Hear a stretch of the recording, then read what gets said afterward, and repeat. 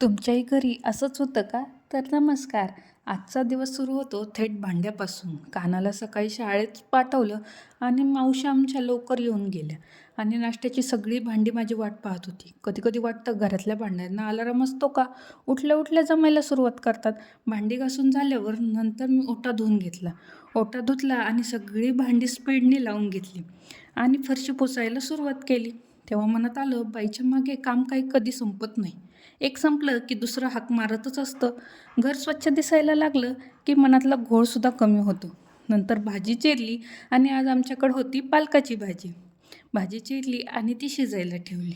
तेवढ्यात दुसरं काम आठवलं, ते म्हणजे कपडे मशीनला लावायचे. मग खूप सारे कपडे साचले होते म्हणून ते कपडे मशीनला लावले. हे कपडे तर कधीच संपत नाही आणि हो, हा तर ट्रेलर आहे. दिवस तर अजून खूप बाकी आहे आणि तुमच्याही बाबतीत असं घडतं का? नक्की सांगा आणि व्हिडिओ आवडल्यास लाईक, शेअर, सबस्क्राईब.